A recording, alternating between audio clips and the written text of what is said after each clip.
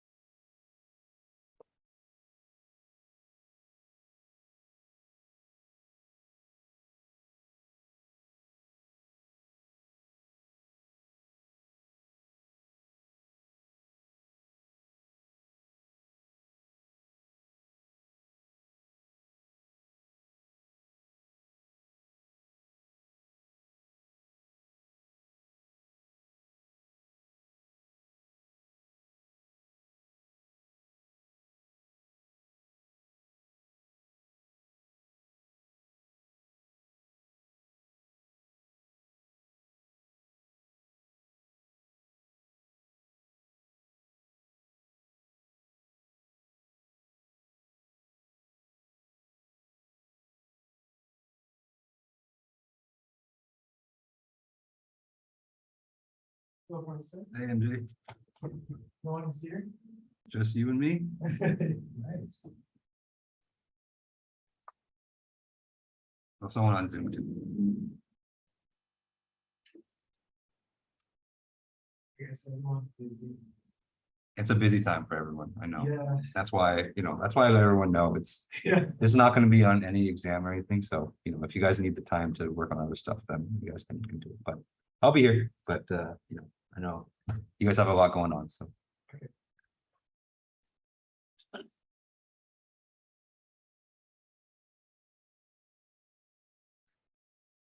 I got post the homework solution before. yes. Yeah. I'll probably grade it sometime tomorrow. I have some free time tomorrow, and then I'll post it after that. Yeah. And for the exam, other homework, Yeah, homework 4.5. Yeah.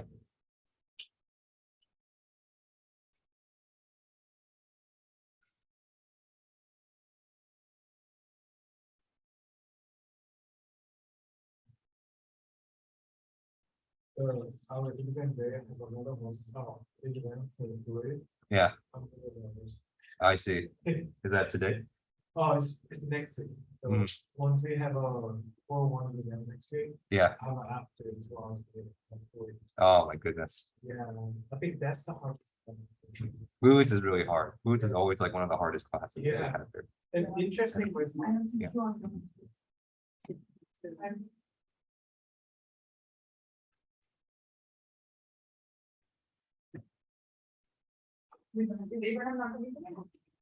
Saying that. I don't know. Oh,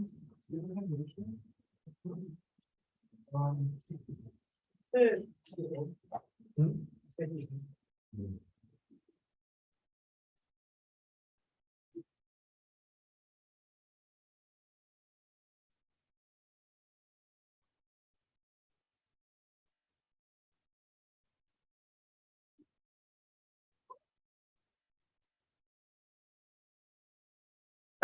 Oh, about sorry, before you start, about I didn't know the advisor for CDP. Yes, Yeah. I'm not as active as I should. be. Oh, But yeah. I didn't know it. Uh-huh. That's the officers, they post with name on the presentation. Yeah. Okay, he's here. Now that I'm gonna see it. Oh yeah, I should be more active, but Oh, okay. yeah, just a bit busy. Yeah, I am gonna go to the initiation this year though. Oh, nice. I'll be there for that. Okay, so the last person, she invited me. Oh, awesome. Yeah. Great. I'm looking for just a time management, but not the money. Uh-huh. After the cancel. Okay, yeah, so good. All right, it's 1 o'clock. Let's go ahead and get started. All right, good afternoon, everyone. How's everyone doing today? Good. Good. All right, so like I promised, today is just gonna be a relatively fun day, because I know you guys are busy during this time, so nothing on today is gonna be on the exam or anything like that, but I thought we'd take kind of a little bit of a break, because we're kind of transitioning. We did our last lecture on economics on Tuesday. Today we're gonna do like a fun workshop, and then next Tuesday we're gonna start ethics, and then next Thursday is the exam. Okay. But today, we have this workshop that we've been running in this class, I think for the last few years. And so this is kind of what it is. And so the idea behind this workshop is to, first introduce what entrepreneurship is, if you're not familiar with it. And then just to also kind of notify you about some of the opportunities that we have here in the college, and even across campus too, with the business school, that you can use to further your education as well, in entrepreneurship. Okay, so the title for today's lecture is Learning to Think Like an Entrepreneur. And so I do know some people are on Zoom, and so, of course, you can listen to everything that I'm saying. I do have an activity that's going to be here in the class, and so, during that time, I guess you guys can just chill out. Okay. And so first question I want to ask, or first question to think about is, first, what is an entrepreneur, right? And so I think a lot of people have some impressions of what entrepreneurship is, just kind of based on what they've heard from the news, or maybe you've seen a show like Shark Tank. And so, a lot of people think of entrepreneurs as these business people, right? So they have a new idea and they want to make a business out of it, and they want to make a ton of money. That's I think that's generally what I thought of entrepreneurship, actually, even before I saw this workshop as well. But kind of more generally, entrepreneurs, what they do is that they basically look to solve problems in the world. So, if you compare that to what we do as engineers, it's more or less the same thing. It's just kind of the way that we approach it is a little bit different. So, one way that we can define entrepreneurs is that they look at the world for how it is, and then ask about what it could be, right? And so another way to say that is that, they look and see what problems there are in the world. They look and see, what issues there are, and if there's any ways that they can solve it from a business point of view. And engineers, I think a lot of them do the same thing. So, we do it kind of more from a science and math point of view. Okay. But in order to really think like an entrepreneur, and really to be successful as one, and just to even be successful as an engineer, I think one thing that kind of goes under the radar, or kind of underrated, is having a good understanding of what are the current issues that are taking place, what are the current conversations taking place, because you really need to understand that well before you could make any kind of successful product. Okay. And to kind of give you an example of what happens when you don't do that, I have kind of this cautionary tale. Okay, so has everyone seen this device before? So this is known as a Segway, and so it is a personal transportation device. And so the way it works is that this is basically human size, or about half the size of a human, and you stand on the Segway and you kind of lean into it to kind of move forward. Okay. So at this point, it's a fairly old gadget. This workshop has kind of been around for a while. But if you kind of remember when it first came out, there was a lot of hype surrounding it. And so the Segway was created by this guy. His name is Dean Kamen. Okay. And what he was saying was that the Segway was going to be a huge revolution. And so very much in the same way that when the car was invented, it kind of made the horse and buggy obsolete. And so you don't really see any horse and buggies nowadays. Everyone drives a car. What he thought was that by introducing the Segway, no one's going to drive cars anymore, and everyone was just going to ride a Segway. Okay. And he had very lofty expectations. And so, he was basically hyping this up for, close to 10 years. And so I think starting in 2001, he basically went into his garage, or went into his lab, and kind of developed this product. And so He found ways to make it cheaper. He tinkered with the sizing and speed and everything like that. And then he was finally ready to release it kind of in the early 2010s. And what he was expecting was that, a lot of people were going to buy into this. They're going to buy the hype, and they're going to, to buy a lot of these units because he thought it would be really cool. He thought it'd be really successful. And so he had very, relatively modest, first year projections. And so he thought that, after he spent 10 years working on this and he invested a lot of money, close to, I think, $100 million, developing this product, hiring people and kind of designers and everything like that. And so he had expected to sell 40,000 of these units in the first year that they released. Okay. Reality was a little bit not as kind. And so what ended up happening was that he only sold 30,000 of these over a 6-year period. So he expected to sell 40,000 of these in 1 year. He didn't even reach that number in 6 years. And so, you can basically say it was an epic fail. Okay. And so you might ask yourself, why does that happen? Why did it happen? So when this guy was hyping this product up so much, why was it such a failure when he had such high lofty expectations? Okay. And it kind of boils down to the fact that he wasn't really solving a real issue. And so what he thought would happen was that he thought this was really cool. He thought he looked awesome riding one of these Segways, and he thought everyone else would think the same, and then they would buy the Segways and make him really rich. But if you think about how transportation actually works, just kind of based on the infrastructure that we have, these Segways are only able to go maybe like 10, 15 miles an hour. And so they're too slow to really go on the main streets. And so they would have to share the sidewalks with pedestrians, or even the bike lanes. But they're so big and bulky that they're not, they're actually don't actually fit very well on the sidewalks either. Because if you're walking on the sidewalk and a Segway's coming, you have to kind of like dive out of the way to avoid getting run over. Right? And so they couldn't really go on the streets, they couldn't really go on the sidewalks. And actually, in fact, a lot of cities actually started banning these because they were kind of a safety hazard for the civilians that were walking. And so if they can't go in the streets, they can't go on the sidewalks, where can you really go, right? And so the only place you can really ride them around was in the mall. And at this point, it's kind of a joke to see one of these people riding these around. So, he didn't really, what Dean's mistake was that he didn't really look at the world, in terms of an actual issue. He just made something he thought was super cool, and then that's where it was. The funny thing is that ever since these workshop slides I think were made in 2017, kind of close a couple of years before I started working here. And so since then there's actually been a resurgence of these, not exactly a Segway. But there was a time, when hoverboards were actually really popular too. And so hoverboards were kind of like the spiritual successor to the Segway, but I think they were much more successful in marketing it. They had a much better price point. I think these Segways costed about $8,000. And so no one was going to spend that amount of money, especially back in 2001 on something that, they can't even ride on the street. So hoverboards, I think they've been marketing now as like a children's toy, and they've been really successful. And so, that's kind of an interesting kind of way that we've kind of evolved from this point.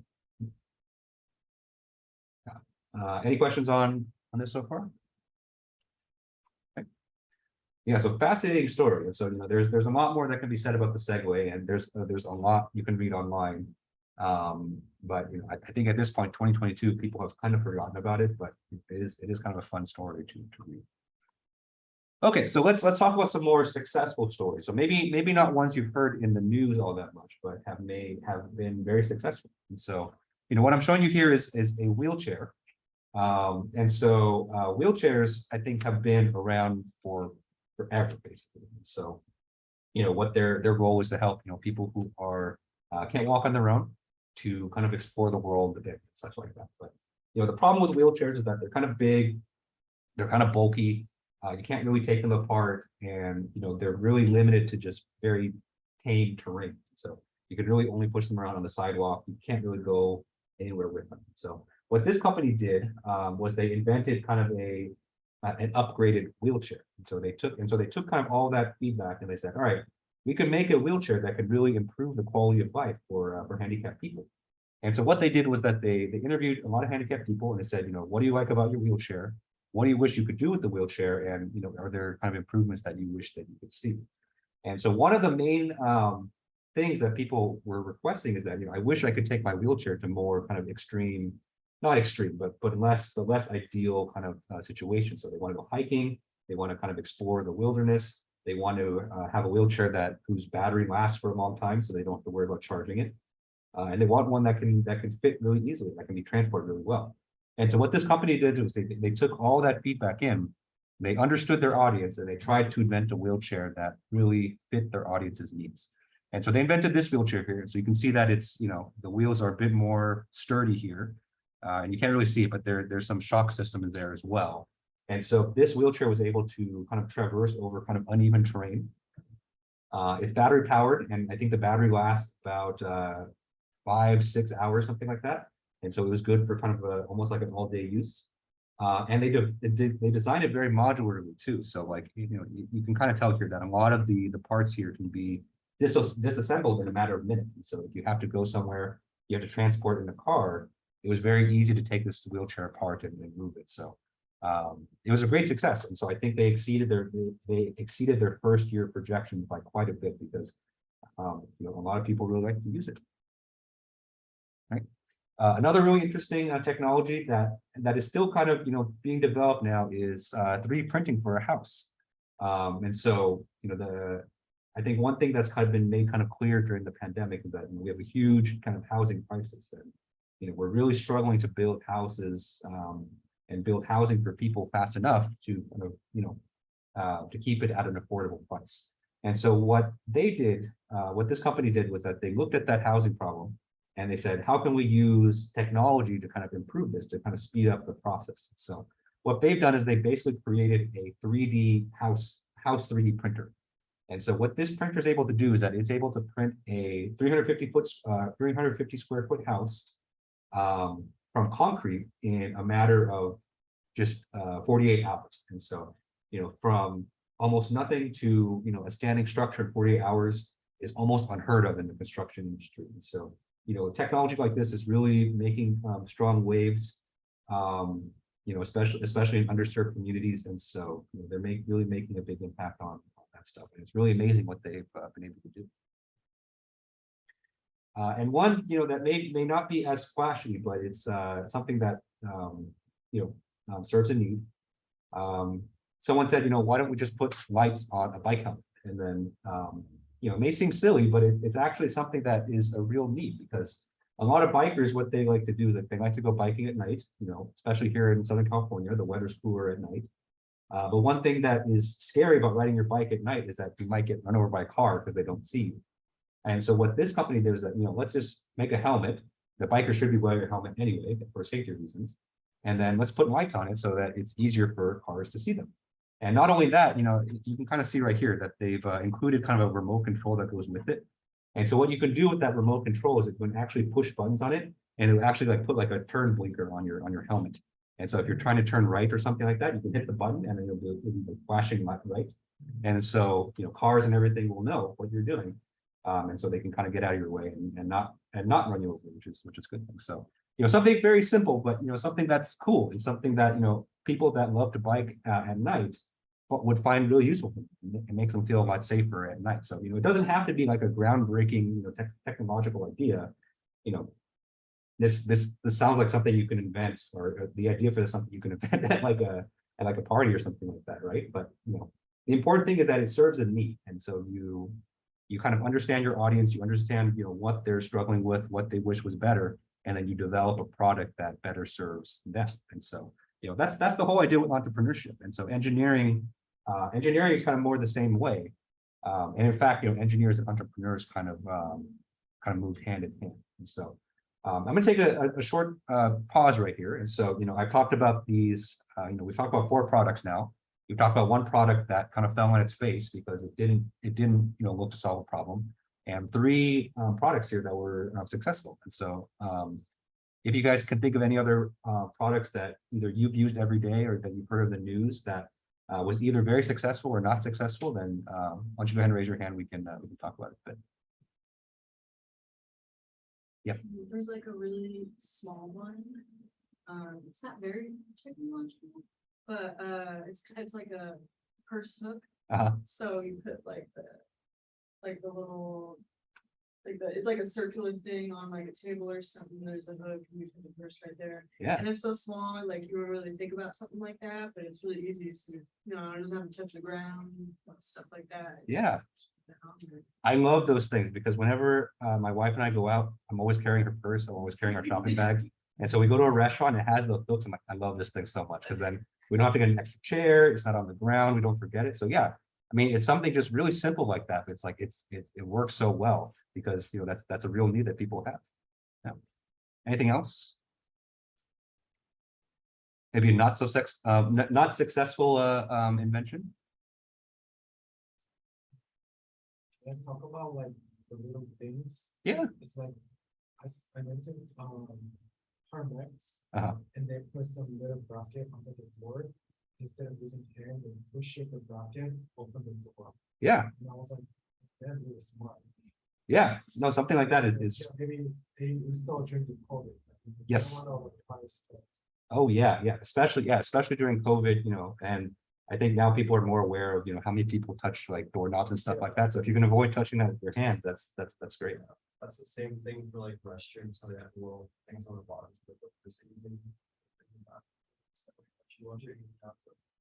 So Yeah. I'm definitely a lot more aware of that now after COVID. Like, oh, we touching stuff. So there's a big little handle that's real good.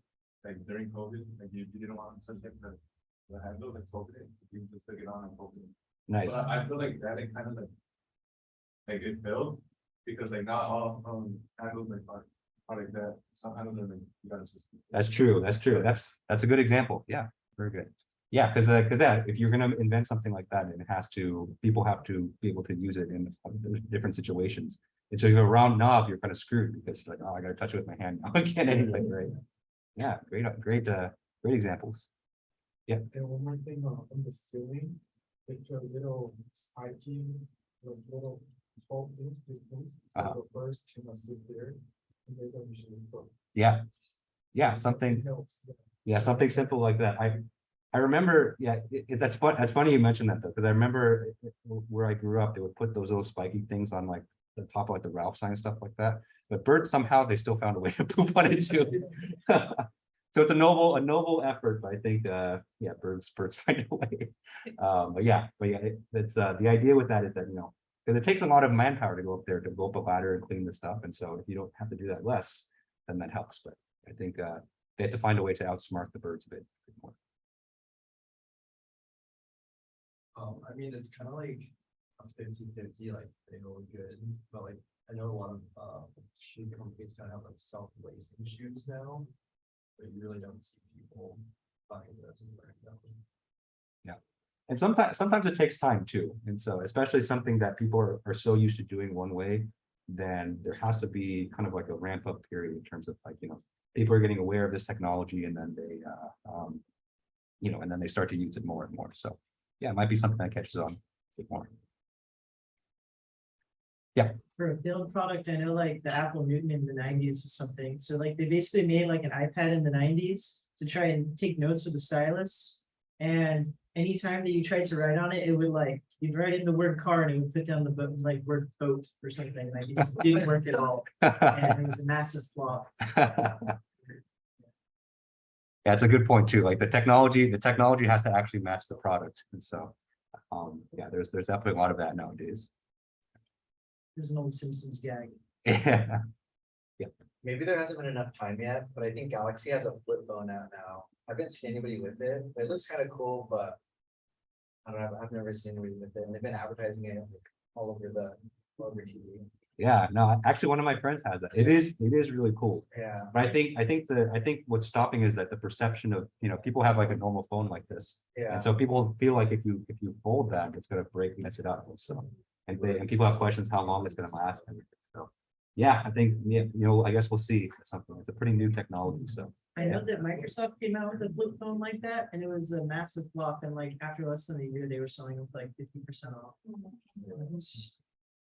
Still the Windows Phone too, though. No, it ran Android. It ran. Yeah, it was like full Android with like 2 really nice screens on it. I almost got one. Oh, you can get it for 50% off now. That's a few years ago. Yeah, it's one of this is fun is kind of your story about the Apple Newton kind of reminded me. I have a good friend that works at Amazon. He works on the Alexa, and he doesn't like the Alexa, even though he works. He has one in his apartment, and I swear, like we tried to get it to play a specific video on YouTube. Like we were like yelling at it as if it was like our kid that was like kind of not doing what we were telling it to do. And then eventually we just pulled out the keyboard and we would search up the video. So, yeah. The technology has to actually be there to actually make some of these products work. All right, anything else? I saw my friend gadget, they put into a drink, soju, and then you on the cap, they install it, and then there's a sensor, you put the shot in there, and they feel your drink itself. Oh, that's cool. Yeah, more like, that's really good, because maybe people drink themselves, Uh-huh. and they don't wanna pour it. Okay, I pretend I drink myself, so they don't pour it. But using the gadget, they actually pour it for you, so it feels like you drink yourself. Oh, okay, that's cool. That's cool. Yeah, better ways to drink alcohol is always a good thing. More ways to consume alcohol. All right. Anything else? All right, great example, guys. That was awesome. But yeah, but as you can see, there are products being developed every single day. Some are successful, some not so successful. But the important thing, I think the underlying thing that makes products successful at its core, it's one of many factors. Is it has to actually solve a real problem. And so, okay. And so you might be saying like, oh, that sounds great. But not everyone kind of has the aspirations to start their own company, right? Because when you think of an entrepreneur, you think, oh, I have to start my own company. There's a lot of risk associated with that. And I think a lot of people, and myself included, said that I just want to work for a good company, earn a good living, and go from there. Right? But just this kind of mindset of thinking entrepreneurially in terms of what are some of the issues in the world, what are ways that we can innovate, what are ways that we can mold our products, that can be a huge asset to even the biggest companies. So a lot of the biggest tech companies that we all know are constantly evolving their technology, constantly evolving their products to kind of fit kind of the evolving needs of people. Right? And so I think one of the best examples of this is Netflix. And so Netflix, I remember the time when Netflix thought of Blockbuster as their competitor. And so they were kind of a rental service where, they said, hey, instead of going to the store, we'll mail you your rental and then you can watch the movie or whatever, and then you can mail it back to us. That was their whole thing. And they spent so much advertising on it. They had a different logo and everything. And so Netflix was this mail-in Blockbuster, so mail-in rental service. But Netflix today is totally different, right? And so Netflix is a direct streaming site. They have their own studios where they make somewhat some good shows, a lot of mediocre shows, but it's a far cry from what they were at. And so that's a company that's done like a complete pivot of what their original goal was, and they change it now to something that's really successful. You think of like the other big tech giants like Google and Amazon. So they're always coming out with new products. A lot of them, most of the products I think that they make don't really make the headlines. But they're always thinking of new products to sell to certain aspects of people. So there's a lot of room even inside these companies to think like an entrepreneur. And in fact, actually, I think a lot of these companies will give you a lot of the resources that you would need to start a new product. That would be kind of hard to come by if you were to try to start your own company. Okay, and so with that, I want to transition to the activity. And so this activity is called the 3 Ideas activity. And so to do this, everyone in the class is going to need to partner up with someone. You can have a group of 3 if it doesn't match up, but one-on-one person's ideal. And so I'm going to pass out this worksheet.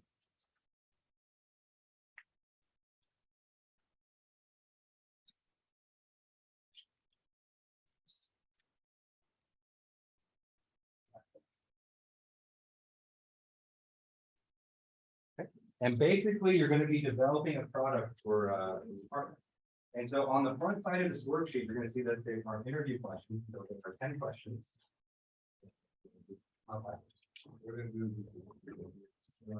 And so in the first part of this activity, you're gonna be interviewing your partner in terms of, what they like to do and what they would like to see. And so you're gonna spend about 5 minutes doing that. And so, spend about 5 minutes. So for the first 5 minutes, person A is gonna interview person B, and then you're gonna flip it. And then for the next 5 minutes, person B is gonna interview person A. And then after that's done, you're going to kind of spend 5 minutes, look at the answers from the interviews that you got from your partner, and then develop 3 products for them, which you can talk about on the back. Okay. And so after those 5 minutes are done, then you can share your products with each other, and then see, if you like it or not. Okay. All right. So I'll let you guys get to it. I know some people are on Zoom. Yes. And so let me. I'm gonna go post it on Zoom right now for you to do. And there's only a few guys in the Zoom group. But for people in person here, go ahead and start, and then I'll check back in about 25 minutes just to kind of make sure that you guys are. I'm asking you these questions. I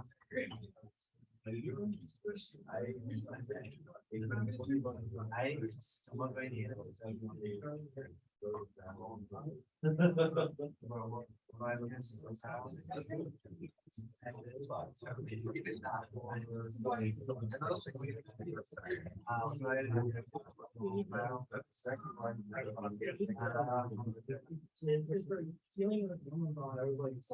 Okay. So for Zoom people, if you go to the files folder, the 3 ideas handout is in. And so, there's 3 of you in here. So I'm going to go ahead and mute the audio on here. And so you guys can kind of use the audio on Zoom to interview each other. All right, so you're going to go to the course website, and you're going to go to files, and then the handout is called 3 ideas handout.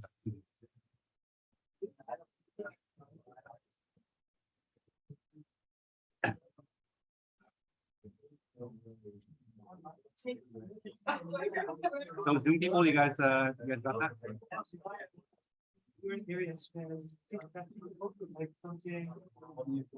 Okay. Yeah, I've muted the audio here in the classroom, so you guys can go ahead and talk, and then I'll check back with you guys in about 20 minutes. Okay.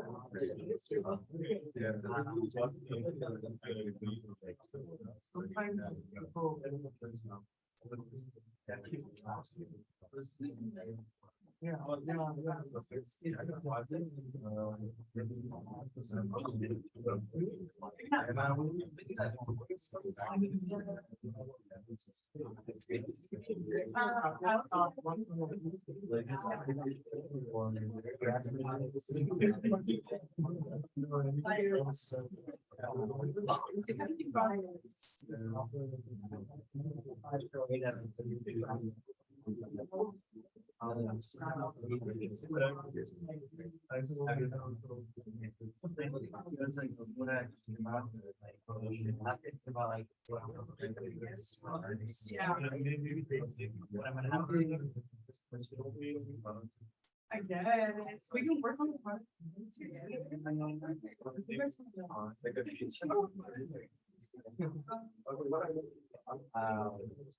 Yeah, so.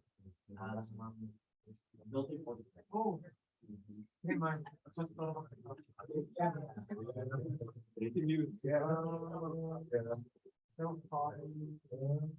Honestly,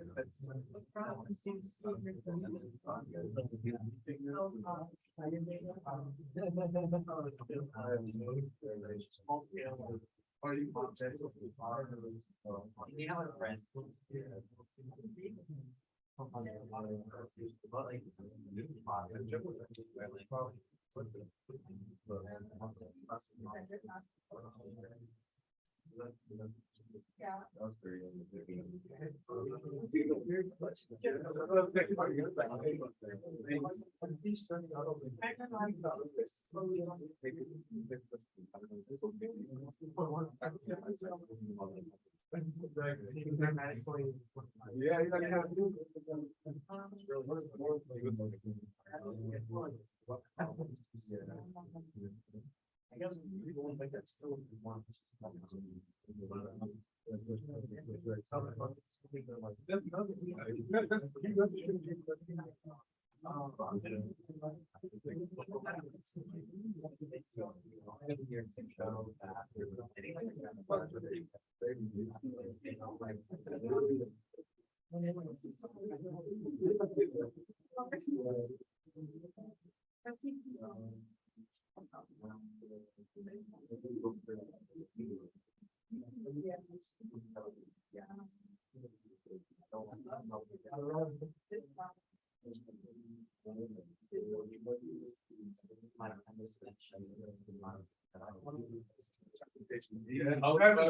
Transportation. Bro, you know.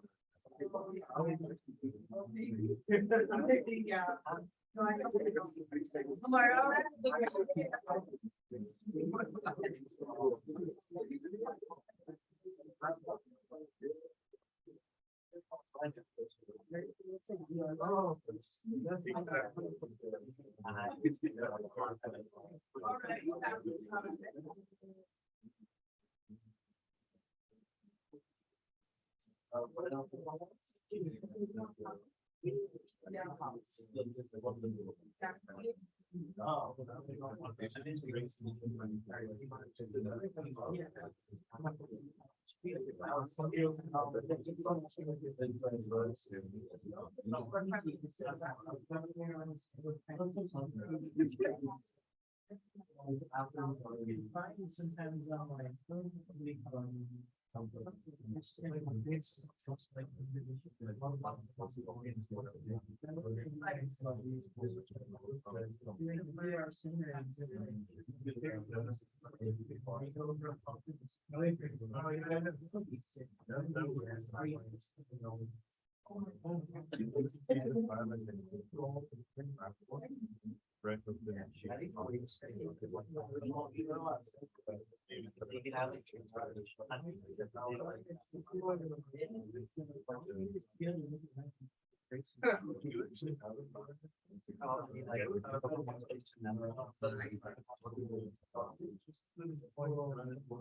Like that's more about my future.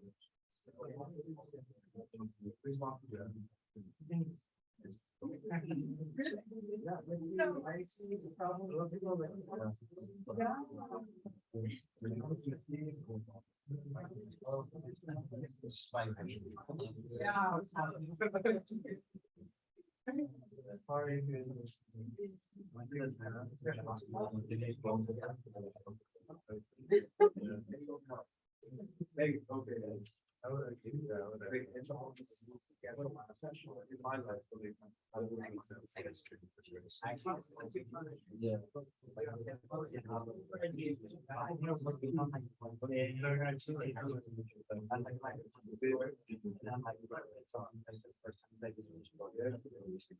Yeah.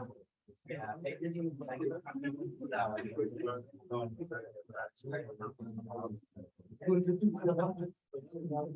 I think there are 3 hours ago, I started out early.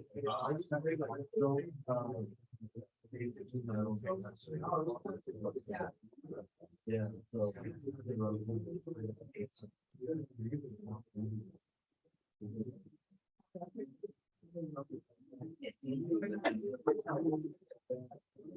Finally.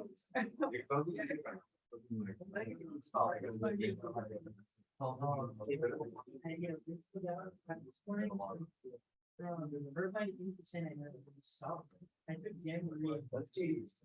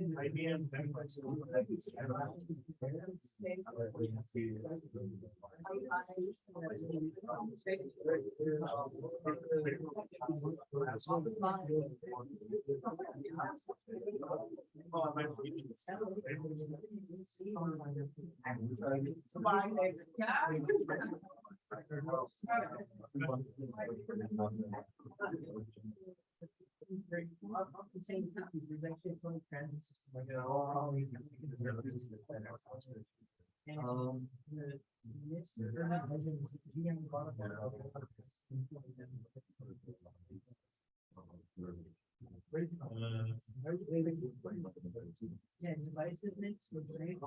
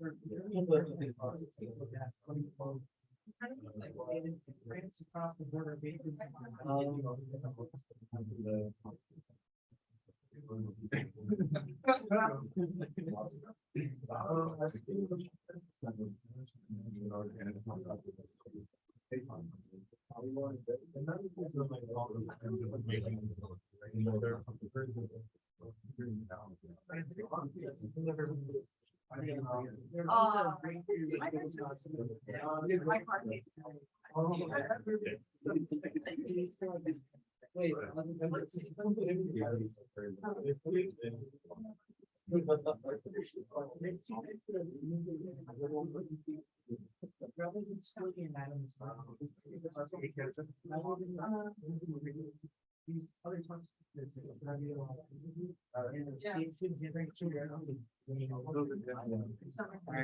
You guys should be wrapping up your interviews maybe in a minute or two, and then you should be developing your ideas soon.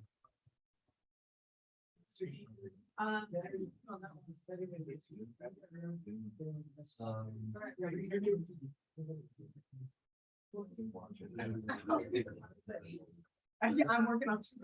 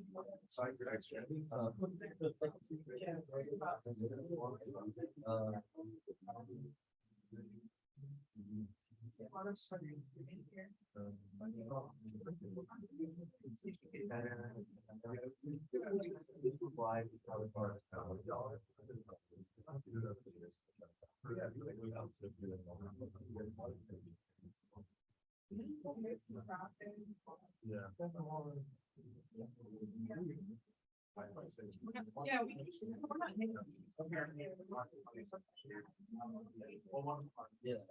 yeah.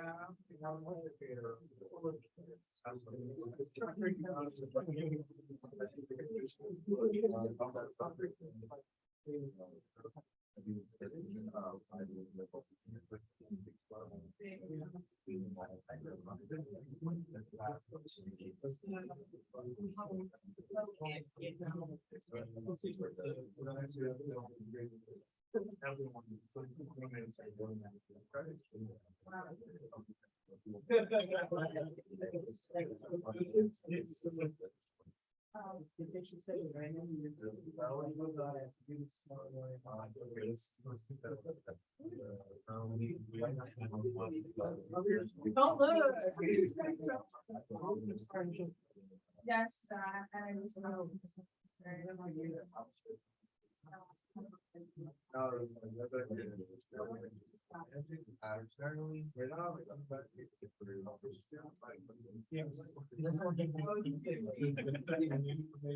Yeah.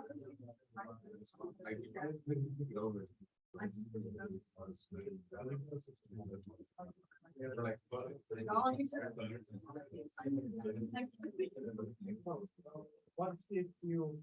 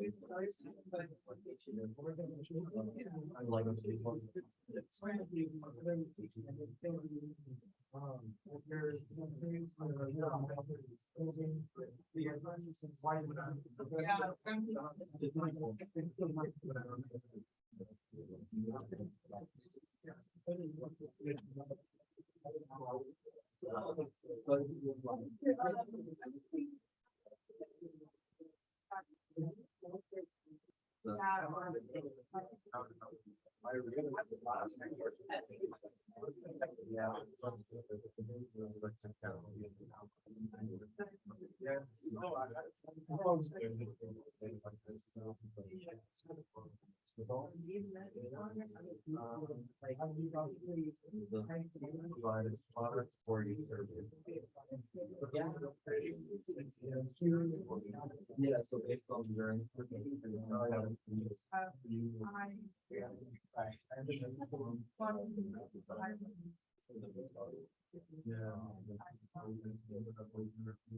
Yeah. I don't like.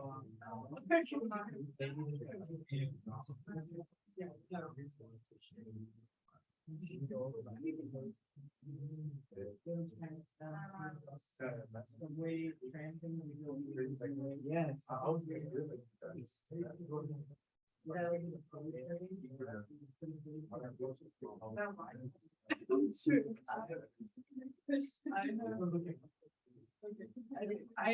got that. So I changed it. And I changed my video. So I did.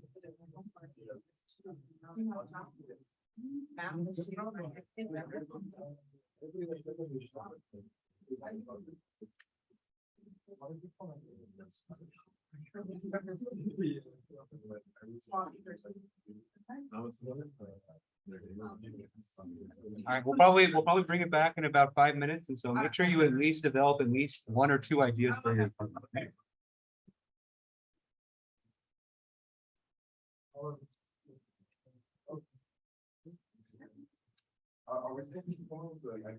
Yes, yes.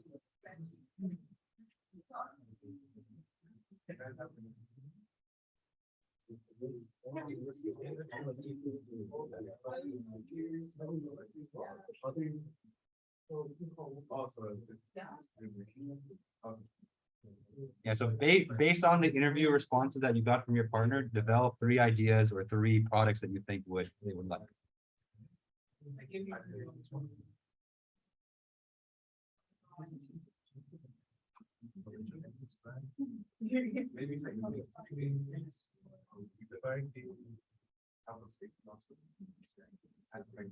Oh, yeah.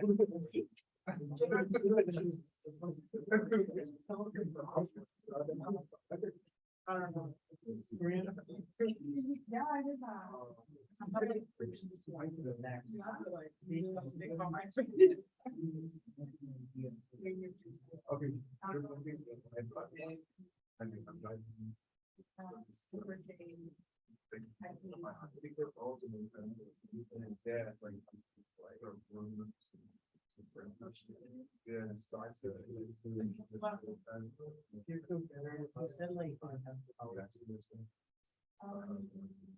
That makes sense.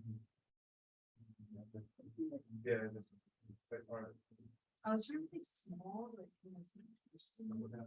Oh,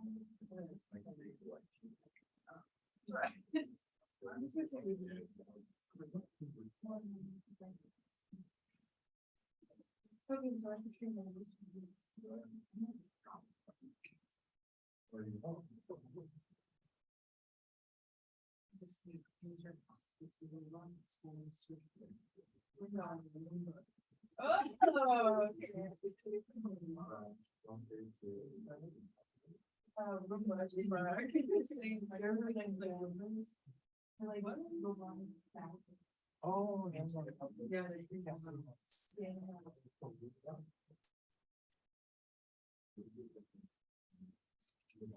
That's already created.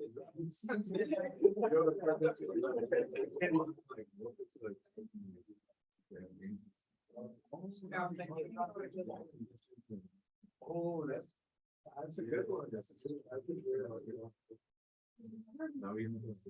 Yeah, that's where I was looking.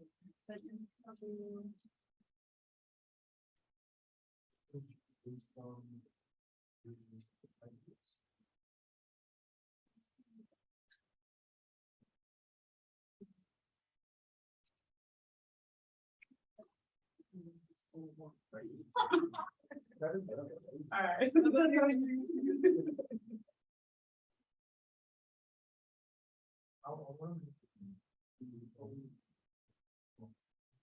Oh.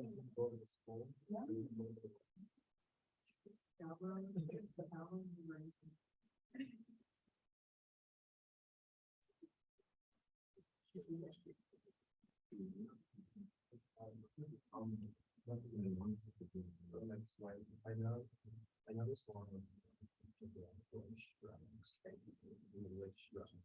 Also, English drafts that are also. That's really that's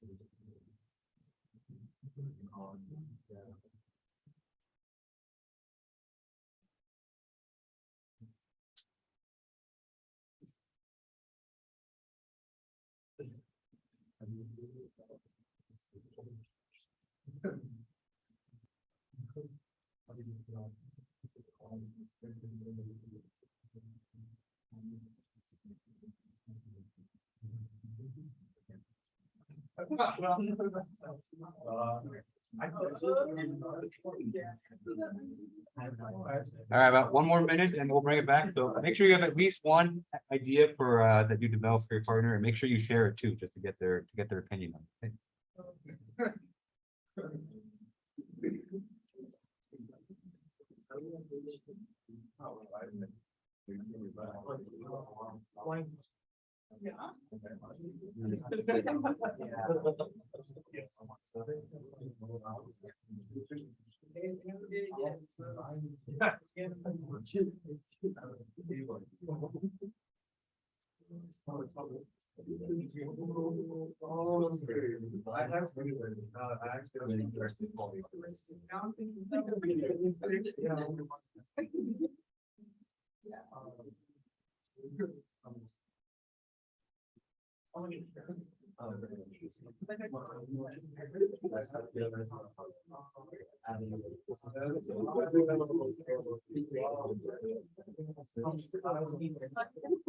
Yeah.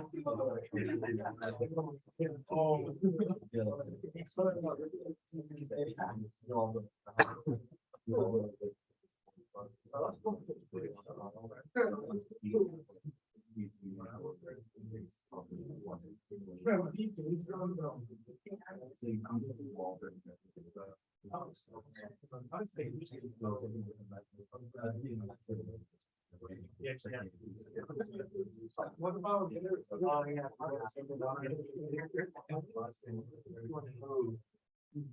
All right, let's bring it back. All right, so you guys had a chance to interview someone else in the class, and you kind of learned a bit about them, what they're worried about, and kind of what they would need to do.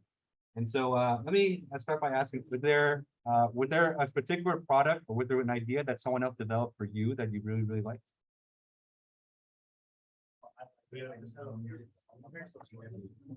It's hard to come up with an idea that people really like. Was there a certain idea that you guys want to share, either maybe something that you developed for someone else? Oh yeah, you want to share it, or you could share it for him too? Yeah. All right, let's bring it back in. Go ahead. So basically, I'll talk about like making like a ball that like morph into like games. Okay, awesome. I was saying that like I like to do like soccer and like basketball. So like something that it's like having to carry out the thing. Yeah. No, I love it. I actually, in the trunk of my car, I actually have a soccer ball, I have a basketball, and a volleyball. And so, whenever I drive anywhere, it's like, so yeah, that would be awesome if something like that could be made. Yeah, that's awesome. Anyone else want to share either something that they thought of for someone else, or something that your partner thought for you?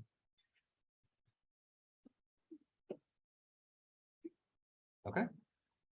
All right, well, so hope you guys enjoyed that activity. And so, remember the idea with entrepreneurship is to not just invent something that's cool, but, it should actually help someone in need. And so, a lot of time, and unfortunately, a lot of the times, those kinds of inventions are not, they're not ones that make huge headlines, but, those are the ones that really help people out. And those are the ones that actually sell. So sometimes it's a boring idea, but sometimes those ideas are, a lot of times those are the ones that are really successful. Okay. And so, the main thought I wanted to leave you guys with is that entrepreneurs, they're looking to solve problems at the end of the day. Okay? And so, they're not just looking to make a lot of money, although that is very nice. They're not looking to become really famous, although that is really nice.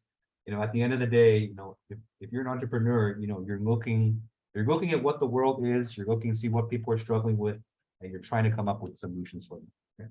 It's very similar to engineering. It's just that, entrepreneurs have a different way to go about it. And actually, there's a lot of, overlap, and there's a lot of synergy between, what entrepreneurs are looking to accomplish and what engineers are looking to accomplish. And, they're bringing different skills to the table. So, a lot of the great ideas and a lot of the really successful companies really are kind of a merge between, what an engineer can provide and what a business person or entrepreneur can provide that as well. Okay. And so, you might ask the question of, how can I kind of stay on this? How can I, learn more about entrepreneurship? So, and we put together a few tips. Okay. And so tip number one is just to kind of keep your finger on the pulse. And so, kind of read, listen, follow. That's becoming easier and easier nowadays with social media and everything. So, keep an eye out for either industry specific articles or business articles about, new products that are up and coming, what people are thinking about, what people are worried about, that's always a good thing. Okay. There's a lot of podcasts nowadays, and so you can listen to, either from an entrepreneurship point of view, maybe an engineer's point of view, or excuse me, or maybe people talk about things that they're struggling with. Okay. And of course, there's a lot of stuff you can find on social media too. And so influencers, knowledge experts, just keep an eye out for all those things and look for opportunities to say that, hey, I'm an engineer, I have a lot of technical skills to bring to the table. I can make a positive impact on that problem. And so, kind of once you're more in kind of the business space, and so let's say that you are kind of working for a company and you are looking to see, what are some ideas for a new product, what are ways that we can innovate.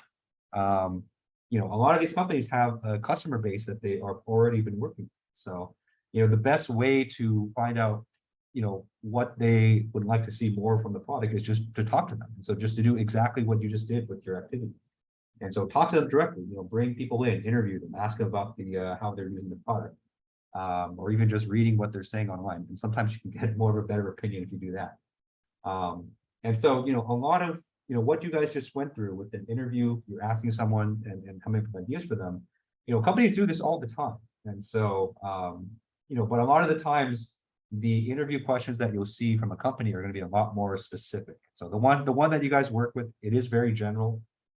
Some questions are a little bit, fantastical too, but a lot of times when you go and gather data from a company's point of view, they're going to be more specific. And so there's that.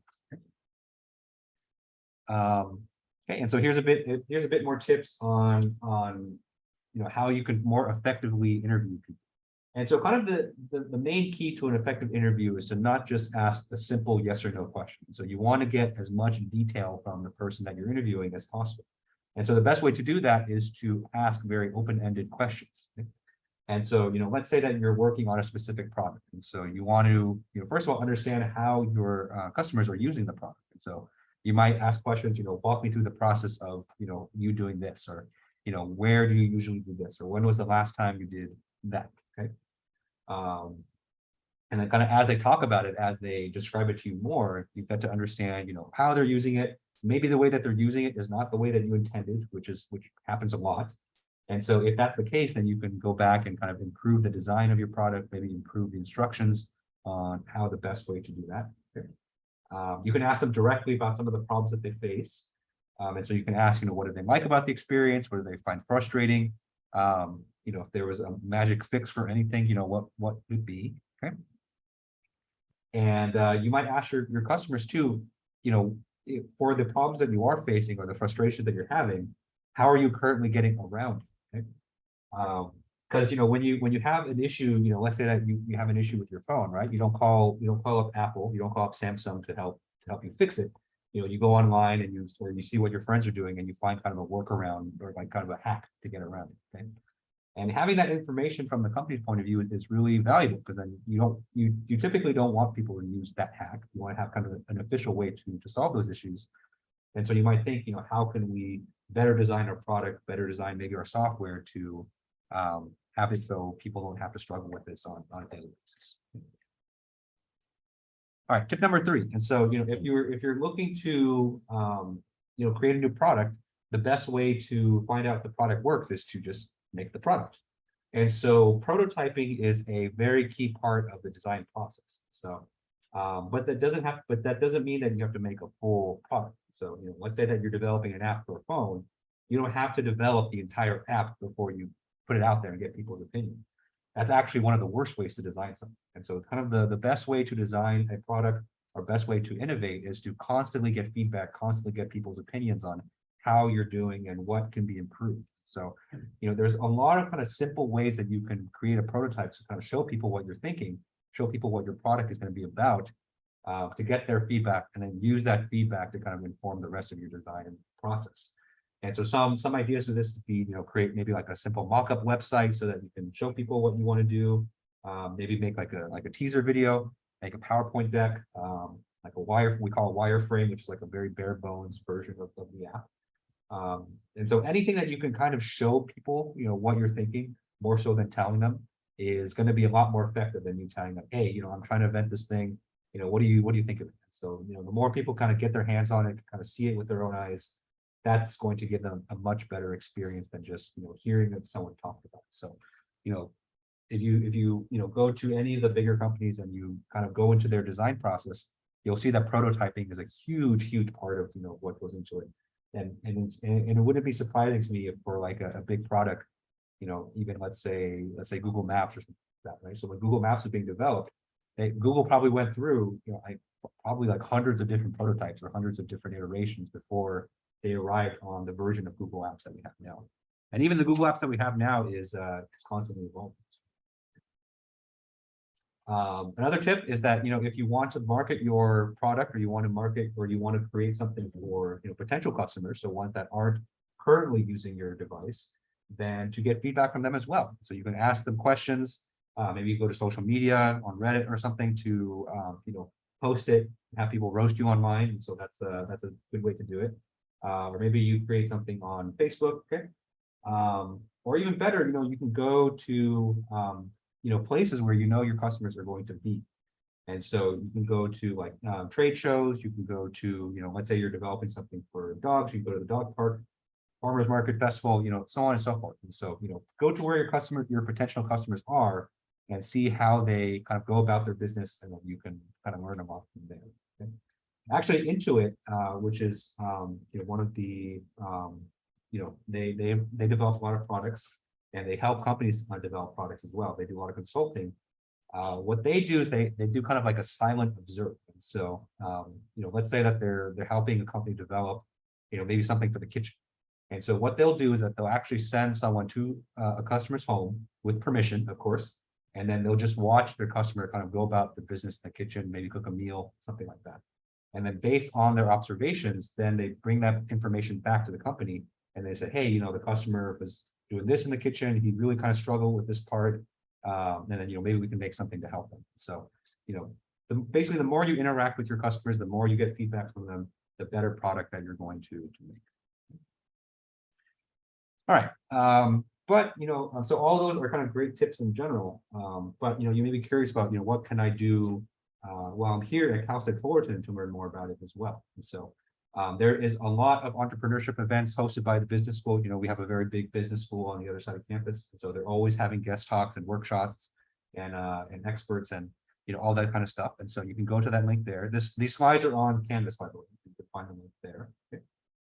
You can take a course in it. And so we have a couple courses that we've kind of cross-listed with engineering. I think they're not cross-listed anymore, but but you can still enroll in them. And so they're Management 465A, Management 465B. And so these are all about, how to create a new venture or how to create a new company and take it to market. Okay? And I think what a lot of people don't know is that if you enroll in one of these courses, these are courses that we officially partner with the business school with.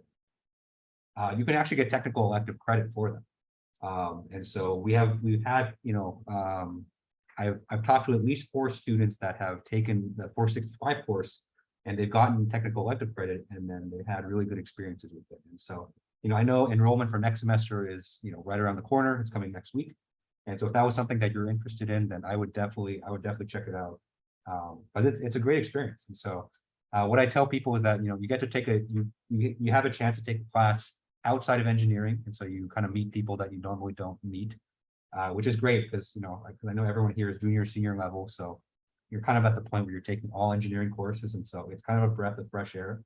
But also the business school students love to have us too, because what I've learned is that business school students, they know how to run a business. They've taken all the classwork on that, but they don't really know what makes a good product, or I should say, they don't really know what's a feasible project.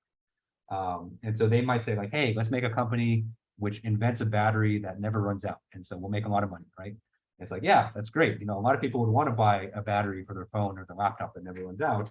It's just that, the laws of physics exist. That can't be done. So what I've heard from students is that, they partner with the business school students, and they've been able to create a new product, and they've learned a lot from the business school students on how to actually, take it to market, how to get feedback from customers and all that stuff. So it's a great opportunity, and I would definitely encourage, more people to take advantage of that. Okay. And so, I know quite a few, you're also kind of enrolled in senior design as well. And so this is definitely a good mindset to take into your senior design project, because you're basically doing the same thing for senior design. So, you're creating a product, it's for a client or it's for a customer.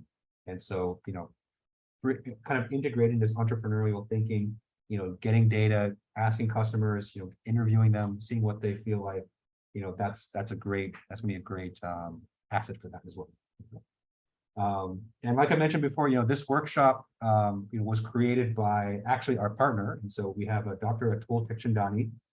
So he works in the business school. So he's not an engineering faculty, but he's kind of what we call our entrepreneur in residence. So he's developing a lot of material like this. He's doing workshops, in our college to kind of encourage this kind of collaboration, for those students who are interested in learning more about entrepreneurship. All right, any final questions on this? Okay, all right, so that's all I had planned for the workshop today, and so I'll go ahead and stick around a bit if you have questions on the homework or anything. But next Tuesday, we're gonna be doing our first lecture on ethics, and so make sure you guys are here for that. And then next Thursday is the midterm. All right, and so thank you guys for coming today. Hopefully you guys have fun today. And hope you guys have a good weekend, and I will see you next week.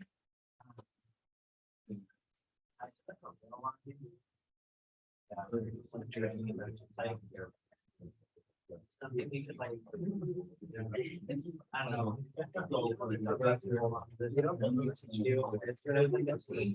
I usually do, but because right now I'm doing admissions, and so that means I teach one less class.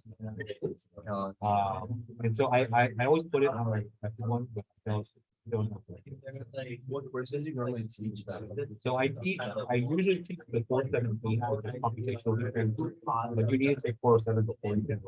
Is that like technically a technical or a technical like? Yes, yeah, the technical. And so the thing with 407 is that it's, we have quite a few other faculty that teach it. Yeah, So when kind I of a talk long- to, I have like for food right now. Yeah. They said that Banks when you said your name is then two other people. Yeah. What? Yeah, yeah. The Dr. Banks, Dr. Wayne, that's actually more there. They're more. I'm more of a good person, like, so they kind of get first pick. And usually it's a class that are part of it. So usually what I end up teaching is a lot of technical ones. The 417 is usually the one I teach. I have a class that it's not posted yet, but it's like computational underscore. And so that's all about, you know, how we apply engineering. So I do plan on teaching that one. Usually they give that to me, but that's kind of like a class. And then I'll give me one. Last year, that was the extra one. But I don't know if we're going to do that. Usually 417, 422, and then one more. Awesome. Thank you. I'll see you next week.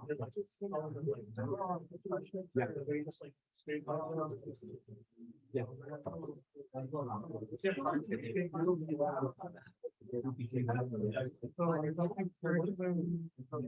Okay. Okay. I think there's one like Oh, yeah. Have you ever like updated one of the good stuff? I have not personally, since I've been so, yeah, it's a bit hard for me to know that. But I could probably find out if anybody's thinking of this. Yeah. But I had an interview last week in city of Decentraland about the traffic opening. Okay, awesome. Yeah, it was really good. Nice, nice. I went to in person, the 3 engineering guys and asking questions. It was really like general questions. I see. Yeah, so like the one that we did workshop, one of the guy asked me, oh, what you plan for 5 years? Yeah. There was very general question, and I told him just like, what have I done? Yeah, I see. yeah, that was very, very good. Awesome. Yeah, Awesome. so hopefully they contact me, then if they offer me a job, I have to do a certificate program. Okay. Okay. If you ever like, get contact from student, then Okay. Yeah. Yeah. I'll see if I can find anyone. Then I'll let you know. thank you. Yeah. Homework question. Yeah. In on B, it says that the market appreciation is the 7-year property with the useful life of 8 years, and then C is 5 year with the useful life of 5 years. Yeah. I was kind of just wondering how that played out with our present word. So I think Yeah, because remember this one, right, when you do MARCS, or MACRS, you know, you say it's a 7-year property, but then there's actually something right? in columns. That's all that we kind of use for that. And then for the other one, am I just adding it? Exactly. Okay, okay. So it's on the notes and I just wasn't super sure. Yeah, yeah, yeah. Yeah. So that's how you do it. I haven't finished it yet, so It takes a while. Sure. That's problem. thank you. Yep. All right, Zung, or do you want any final questions?